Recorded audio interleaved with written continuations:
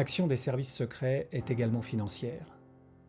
Lorsque l'ancien syndicaliste Sékou Touré tourne le dos à la France pour tester la voie socialiste, cela se traduit par 50 000 assassinats politiques et la fuite des élites d'un pays en ruine. Ses voisins, le Sénégalais Senghor et l'Ivoirien Houphouët-Boigny, mais aussi Jacques Foccart, le Monsieur Afrique de De Gaulle, essaient de le renverser pour éviter la contagion communiste. Les services français noient même le pays sous un déluge de faux billets, augmentant d'autant la paranoïa du régime. De Gaulle, qui négocie alors à Évian la fin de la guerre d'Algérie, veut maintenir des liens économiques avec les ex-colonies françaises. Et puisque la Guinée refuse le schéma néocolonial de la communauté française, elle servira de repoussoir. Il lui coupe les vivres. Fonctionnaires et administrateurs français quittent le pays en 24 heures. Le Mali voisin rentre dans le rang, mais Sékou Touré s'entête. Attiré par les richesses du sous-sol guinéen, Moscou et Pékin volent à son secours.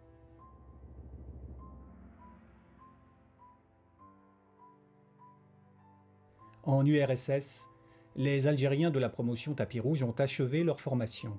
Le KGB leur a enseigné toutes les ficelles du terrorisme d'État et ils prennent en main les services secrets et la production d'armes du FLN sous les ordres de Boussouf Simabrouk, adjoint du colonel Boumedienne. Remercié par Ben Bella, Simabrouk deviendra conseiller à la sécurité de Hafez al-Assad, puis de Saddam Hussein.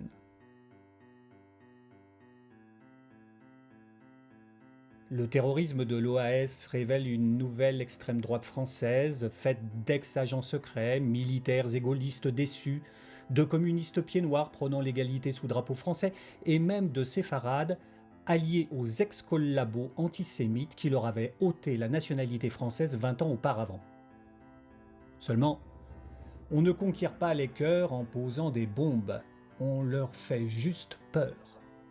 C'est pourquoi le terrorisme est si souvent manipulé, car s'il soude les populations, c'est contre lui. En Algérie, il rend impossible le maintien sur place du million de pieds noirs que De Gaulle, plusieurs dirigeants du FLN et les pieds noirs eux-mêmes auraient voulu voir rester. Ces partisans algériens de la démocratie et de la réconciliation ont fait la guerre à l'intérieur et négocié la paix avec De Gaulle.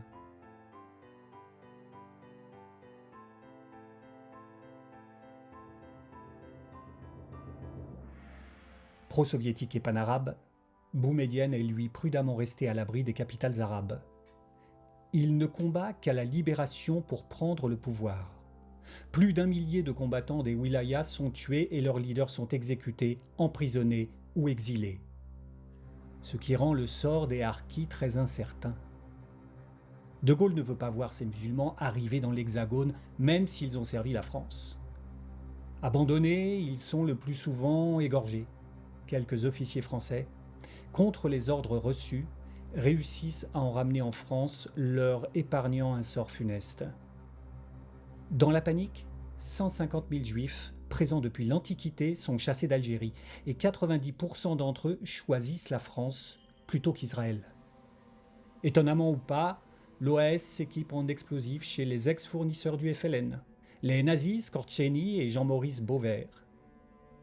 Skortchény travaille pour qui le paie, même le Mossad lorsqu'il assassine les ingénieurs allemands du programme de missiles égyptien. Cette fois, le seul pays qui tire parti du départ précipité de la France, c'est l'URSS qui s'installe à Alger sous l'œil inquiet de la CIA.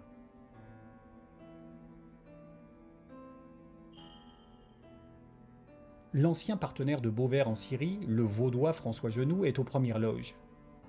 Devenu le banquier du FLN, il fait engager son meilleur copain, l'ex-policier SS et agent de la CIA Paul Diekopf, comme conseiller sécurité du président Ben Bella. Mais pour qui travaille vraiment Genoux ? Son père a été un agent français. Lui-même, malgré son CV de parfait nazi, rend compte au service suisse, dont un officier vaudois, le lieutenant Silik, ancien responsable des relations avec la résistance française, veille à la sécurité des intérêts suisses en Algérie. Genoux reste aussi proche des services français. S'il a pu prendre contact avec les anciens dignitaires nazis après la guerre, c'est en faisant évader un général allemand des prisons françaises. Malgré cela, la DST le laisse accéder aux dirigeants du FLN emprisonnés au secret à la Santé, puis à l'île d'Aix. Genoux était-il cet informateur suisse de la main rouge qui décimait les trafiquants d'armes du FLN? En tout cas, le banquier vaudois joue un méchant tour au FLN quand il aide Mohamed Kider, trésorier du mouvement, à transférer sur un compte à numéro les 42 millions de francs suisses du trésor de guerre algérien.